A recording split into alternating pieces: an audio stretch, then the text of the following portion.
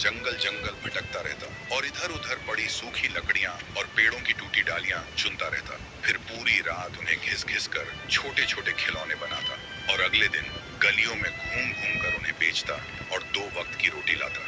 थुंग थुंग अपनी बहन छुटकी के साथ गांव के बाहर एक छोटी सी लकड़ी के घर में रहता था। छुटकी ही उसकी आखिरी उम्मीद और उसका इकलौता परिवार थी।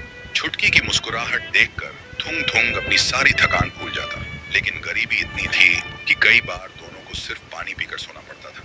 एक दिन थुंग थुंग जंगल में लकड़ी खोजते हुए बहुत अंदर तक चला गया था। तभी वहां उसे एक अजीब सा पेड़ दिखा जिसके पत्ते बिल्कुल गुलाबी थे। थुंग थुंग ने सोचा, इसकी लकड़ी कितनी चिकनी और अनोखी है, इसका खिलौना बेचकर शायद आज 2 पैसे ज्यादा मिलेंगे। फिर उसने उस पेड़ पर चढ़कर एक छोटी सी डाल काटी और घर आकर रात भर जागकर उसने एक बहुत ही सुंदर गुड़िया बनाई। सुबह जब छुटकी सोकर उठी तो वह सुंदर गुड़िया देखकर खुशी से झूम उठी और उसने उस लकड़ी की गुड़िया को सीने से लगा लिया। छुटकी को इतना खुश देखकर थुंग थुंग के दिल को बड़ा सुकून मिला। फिर वह खुशी खुशी काम पर निकल गया। पर जब शाम को वापस लौटा तो उसने देखा छुटकी बिल्कुल चुपचाप बिस्तर पर बैठी है और वह गुड़िया जो सुबह तक छोटी थी अब थोड़ी बड़ी लग रही थी। थुंग थुंग को लगा शायद थकान की वजह से आंखों का धोखा होगा। फिर उसने छुटकी को आवाज दी, छुटकी आ खाना खा ले। पर छुटकी ने कुछ नहीं कहा। थुंग थुंग को लगा शायद उसे भूख नहीं है, इसलिए वह अपना काम करने चला गया।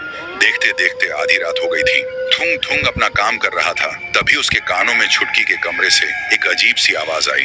थुंग थुंग काम छोड़कर छुटकी के कमरे में गया। फिर जो उसने देखा, उसके पैरों तले जमीन खिसक गई। छुटकी जमीन पर बेजान पड़ी थी और उसकी खाल का रंग लकड़ी जैसा हो गया था और बिस्तर पर वह गुड़िया थी। उसका चेहरा अब धीरे धीरे छुटकी जैसा बन रहा था। तभी वह गुड़िया छुटकी की ही आवाज में बोली, भैया, अब से मैं तुम्हारी छुटकी हूँ। सुनते ही थुंग थुंग समझ गया, वह गुलाबी पत्तों वाला पेड़ शायद कोई आम पेड़ नहीं था, बल्कि एक श्रापित पेड़ था जिसकी लकड़ी जिंदा लोगों की जान चूस लेती है। फिर बिना एक पल सोचे थुंग थुंग ने रोते हुए, चीखते हुए उस श्रापित गुड़िया को बाहर ले जाकर आग लगा दी। आग लगते ही गुड़िया एक भयानक और डरावनी आवाज में चीखी, जैसे किसी जानवर को आग लग गई हो, और फिर वह राख बन गई। जैसे ही गुड़िया चली, जमीन पर पड़ी छुटकी के अंदर सांस वापस आ गई। उसका लकड़ी जैसा बन चुका शरीर वापस इंसानों जैसा हो गया। थुंग थुंग देखते ही दौड़कर अपनी बहन को गले से लगा लिया और सुबक सुबक कर रोने लगा। उस दिन के बाद थुंग थुंग ने कसम खाई कि अब वह कभी उस डरावने जंगल की तरफ मुड़कर भी नहीं देखेगा। तो दोस्तों, हर खूबसूरत चीज जरूरी नहीं कि अच्छी हो, क्योंकि कभी कभी सुंदरता के पीछे ही सबसे बड़ा श्राप छुपा होता है।